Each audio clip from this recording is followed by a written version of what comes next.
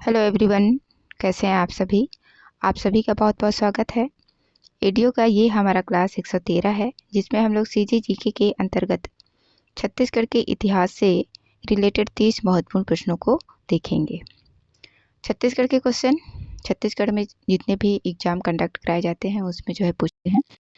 तो वीडियो जो है महत्वपूर्ण हो गया, तो आप लोगों से रिक्वेस्ट है कि वीडियो को शुरू से लेकर लास्ट तक ज़रूर देखिएगा, और यदि अच्छा लगता है तो इसे लाइक करिए, शेयर करिए, और जो नए लोग हैं पहली बार चैनल पे विजिट किए हैं तो उनसे रिक्वेस्ट है कि चैनल को सब्सक्राइब कर लीजिए। आपको जो है रोज़ एडीओ से रिलेटेड वीडियो मिलते रहेंगे, ठीक है। तो चलिए देखते हैं प्रश्न। पहला प्रश्न है, इस राज्य में कांचगुप्त के सिक्के इनमें से कहाँ से प्राप्त हुआ है? ऑप्शन ए है पचराही, बी है अकलतरा, सी है सिरपुर और डी है बानाबरत। सही आंसर क्या हो जाएगा? ऑप्शन नंबर डी, बानाबरत से, ठीक है। कांचगुप्त के सिक्के जो है बानाबरत, जो कि दुर्ग में है, वहां से प्राप्त हुआ है। देखते हैं अगला क्वेश्चन। क्वेश्चन नंबर 2 है, प्रयाग प्रशस्ति के अनुसार समुद्रगुप्त ने अपने दक्षिणापथ अभियान में निम्नलिखित राज्यों को जीता, जिसमें से 2 छत्तीसगढ़ क्षेत्र में थे। पहला है कौशल, दूसरा है कुराट, तीसरा है महाकांतर और चौथा है पिष्टपुर। सही उत्तर बताना है वो कौन कौन से 2 राज्य थे जो कि छत्तीसगढ़ क्षेत्र में स्थित थे। तो इसका जो सही आंसर हो जाएगा ऑप्शन नंबर सी, 1 और 3, कौशल और महाकांतर, है ना। ये 2 राज्य जो है छत्तीसगढ़ क्षेत्र में स्थित थे, ठीक है। देखते हैं अगला क्वेश्चन। क्वेश्चन नंबर 3 है, मेघदूत में वर्णित रामगिरी छत्तीसगढ़ के किस जिले में है? ऑप्शन ए है जांजगीर चांपा, बी है जशपुर, सी है सरगुजा और डी है दंतेवाड़ा। सही आंसर क्या हो जाएगा? ऑप्शन नंबर सी, सरगुजा में, ठीक है। देखते हैं अगला क्वेश्चन। क्वेश्चन नंबर 4 है, छत्तीसगढ़ के बानाबरस से निम्नलिखित गुप्त शासक का सिक्का प्राप्त नहीं हुआ है। जिनका सिक्का प्राप्त नहीं हुआ है उसको बताना है ना। ऑप्शन ए है कांच या कच्छगुप्त, बी है चंद्रगुप्त, सी है स्कंदगुप्त और डी है समुद्रगुप्त। तो सही आंसर क्या हो जाएगा इसका? ऑप्शन नंबर सी, स्कंदगुप्त के सिक्के जो है यहाँ से प्राप्त नहीं हुए हैं। बाकी कांच या फिर कच्छगुप्त, चंद्रगुप्त, समुद्रगुप्त, 3 शासकों के सिक्के जो है बानाबरत से प्राप्त हुए हैं, जो कि दुर्ग जिले में है, ठीक है। ऑप्शन नंबर सी इसका सही आंसर हो जाएगा। इसका सिक्का प्राप्त यहाँ से प्राप्त नहीं हुआ है, ठीक है। देखें अगला क्वेश्चन। क्वेश्चन नंबर 5 है, राजीव लोचन मंदिर का निर्माता विलासतुंग इस राज्य के निम्नलिखित में से किस प्राचीन राजवंश से संबंधित था? ऑप्शन ए है नल, बी है पांडु, सी है सेरापुरी और डी है सोम। सही आंसर क्या हो जाएगा? ऑप्शन नंबर ए, नल वंश से संबंधित है ना। राजीव लोचन मंदिर का निर्माता विलासतुंग जो है नल वंश से संबंधित है, ठीक है। Option number A. देखते हैं अगला क्वेश्चन।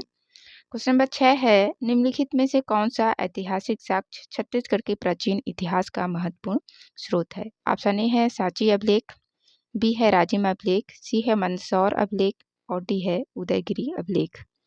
सही आंसर क्या हो जाएगा? ऑप्शन नंबर बी, राजिम अभिलेख, ठीक है। देखते हैं अगला क्वेश्चन।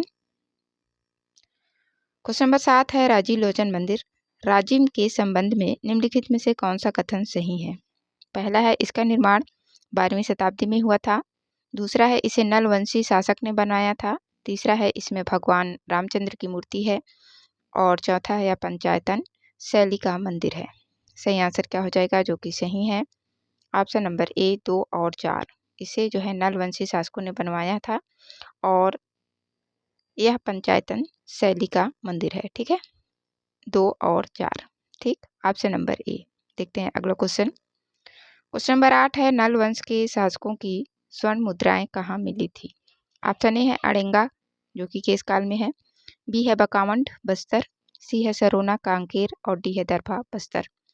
सही आंसर क्या हो जाएगा? ऑप्शन नंबर ए, अड़ेंगा केस काल से जो है नल वंश के शासकों की स्वर्ण मुद्राएं मिली थी, ठीक है। Option number A. देखते हैं अगला क्वेश्चन। क्वेश्चन नंबर 9 है, निम्नलिखित में से कौन सी नल वंश की राजधानी थी? ऑप्शन ए है सिरपुर, बी है पुष्करी, सी है बिलासपुर और डी है सरपपुर। सही आंसर क्या हो जाएगा? ऑप्शन नंबर बी, पुष्करी। पुष्करी जो है नल वंश की राजधानी हुआ करती थी, ठीक है। Option number B. देखते हैं अगला क्वेश्चन। क्वेश्चन नंबर 10 है, रिद्धिपुर ताम्रपत्र और केसरी बेड़ा ताम्रपत्र दक्षिण कोसल के किस राजवंश के ऐतिहासिक प्रमाण है? ऑप्शन ए है नल वंश, बी है राजर्षि तुल्य वंश, सी है सरबपुरी वंश और डी है इनमें से कोई नहीं। सही आंसर क्या हो जाएगा? ऑप्शन नंबर ए नल वंश का। ठीक है, रिद्धिपुर ताम्रपत्र और केसरी बेड़ा ताम्रपत्र जो है दक्षिण कोसल के नल वंश का जो है ऐतिहासिक प्रमाण देता है। ठीक है, ऑप्शन नंबर ए। अगला क्वेश्चन नंबर 11 है, रायपुर जिले से प्राप्त राजा भीमसेन के आरंग ताम्रपत्र में निम्नलिखित किन राजाओं का उल्लेख किया गया है? ऑप्शन ए है सूरा, बी दायित्वर्मा, बी है विभीषण और डी है उपर्युक्त सभी। सही आंसर ऑप्शन नंबर डी उपर्युक्त सभी। ठीक है, इन सभी राजाओं का उल्लेख जो है रायपुर जिले से प्राप्त राजा भीमसेन के आरंग ताम्रपत्र में उल्लेख है। ठीक है, ऑप्शन नंबर डी उपर्युक्त सभी। देखते हैं अगला क्वेश्चन नंबर 12 है, राजर्षि तुल्य वंश का अंतिम शासक कौन था? ऑप्शन ए है रतनदेव, बी है विभीषण, सी है भीमसेन द्वितीय और डी है दायित्वर्मा द्वितीय। सही आंसर क्या हो जाएगा? ऑप्शन नंबर सी भीमसेन द्वितीय जो है राजर्षि तुल्य वंश का अंतिम शासक था। ठीक है, देखते हैं अगला क्वेश्चन नंबर 13 है, राजर्षि तुल्य कुल वंश की राजर्षि तुल्य कुल वंश की जानकारी निम्नलिखित अभिलेख से प्राप्त होती है।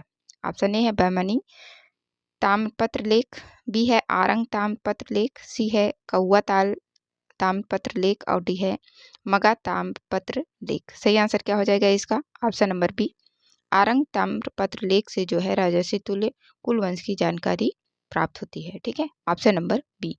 देखते हैं अगला क्वेश्चन नंबर 14 है, राजर्षि तुल्य कुल वंश के संस्थापक कौन थे?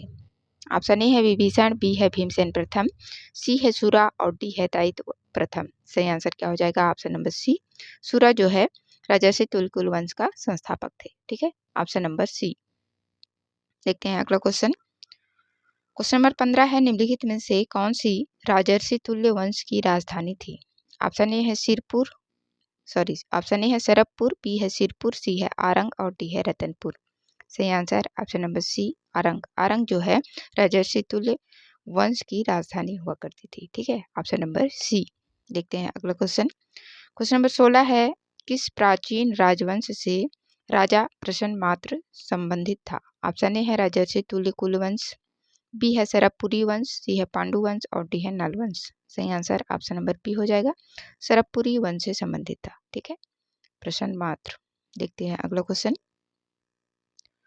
नंबर 17 है, सरबपुरी वंश के किस शासक ने स्वर्ण सिक्के प्रचलित किए थे? ऑप्शन ए है सरबराज, बी है नरेंद्र, सी है सुदेवराज और डी है प्रसन्नमात्र। सही आंसर क्या हो जाएगा? ऑप्शन नंबर डी प्रसन्नमात्र। ठीक है, सरबपुरी वंश का जो शासक था प्रसन्नमात्र, इसने जो है स्वर्ण के सिक्के प्रचलित किए थे।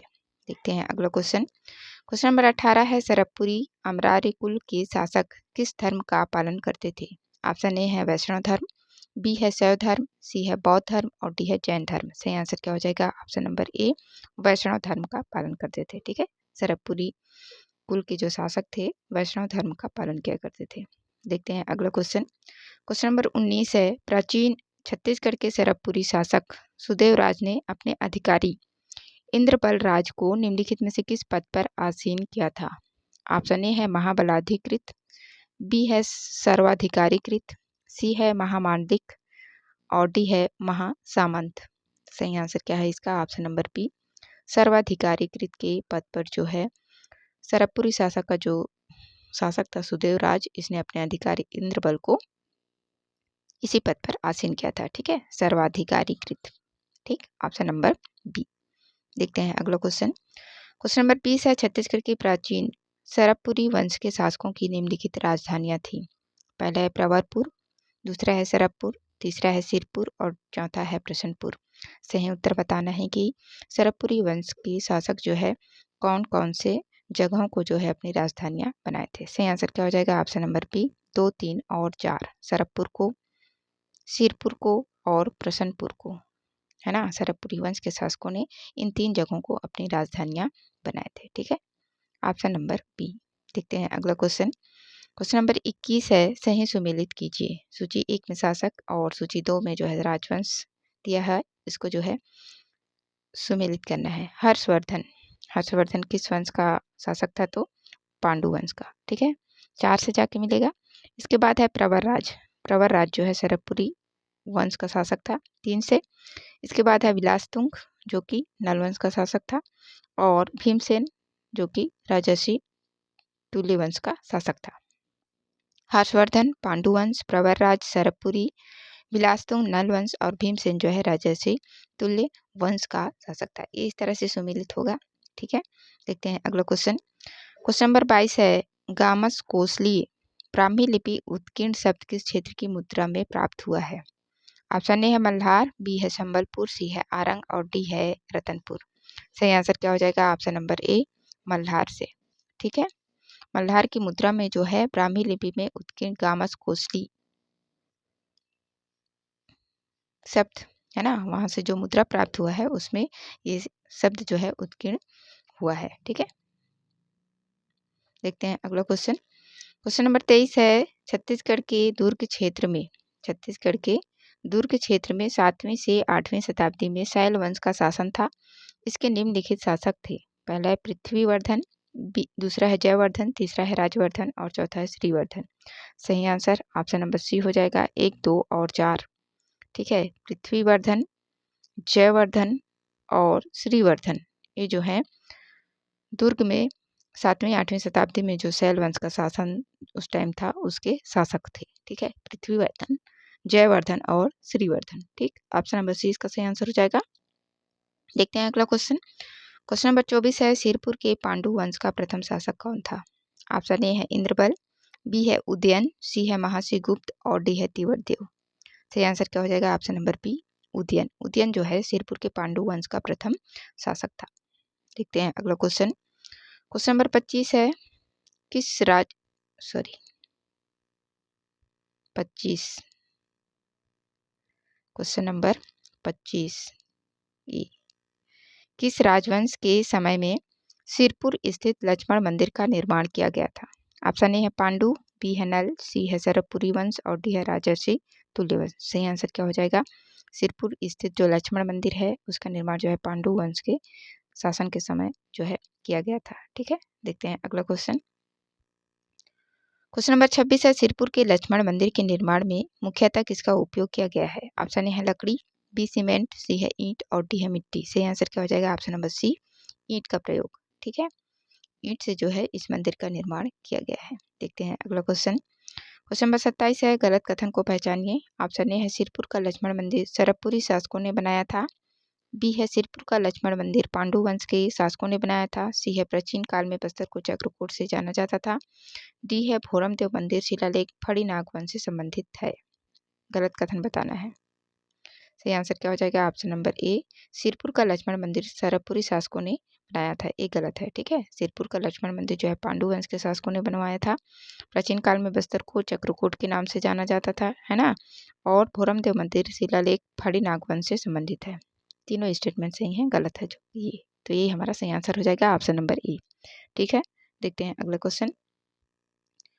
क्वेश्चन नंबर 28 है, पांडु वंश के किस शासक ने मौखरी राजकुमारी वासटा से विवाह किया था? ऑप्शन ए है तिवरदेव, बी है चंद्रगुप्त, सी है हर्षगुप्त और डी है महाश्रीगुप्त। सही आंसर क्या हो जाएगा? Option number C Harshagupta. ठीक है, इसने जो है मौखरी शासक राजकुमारी वासटा से विवाह किया था। ठीक है, ऑप्शन नंबर सी हर्षगुप्त ने। देखते हैं अगला क्वेश्चन। क्वेश्चन नंबर 29 है, कौशलाधिपति की उपाधि किस राजा ने धारण की थी? ऑप्शन ए है उदयन, बी है महाश्रीगुप्त, सी है भवदत्त वर्मन और डी है महाश्रीगुप्त तिवरदेव। सही आंसर क्या हो जाएगा? ऑप्शन नंबर डी कौशलाधिपति की उपाधि जो है महाश्रीगुप्त तिवरदेव के द्वारा धारण किया गया था। ठीक है, ऑप्शन नंबर डी। देखते हैं अगला क्वेश्चन। क्वेश्चन नंबर 30 है, उस विदेशी यात्री का नाम बताइए जो 7वीं शताब्दी में छत्तीसगढ़ आया था। ऑप्शन ए है फाहियान, बी है टालेमी, सी है अल मसूदी और डी है वेंसांग। सही आंसर क्या हो जाएगा? ऑप्शन नंबर डी वेंसांग जो है 7वीं शताब्दी में छत्तीसगढ़ आया था। ठीक है, ऑप्शन नंबर डी। तो ये थे 30 महत्वपूर्ण प्रश्न छत्तीसगढ़ के इतिहास से। आशा करती हूँ आप लोगों को वीडियो अच्छा लगा होगा। वीडियो देखने के लिए आप सभी का बहुत बहुत धन्यवाद।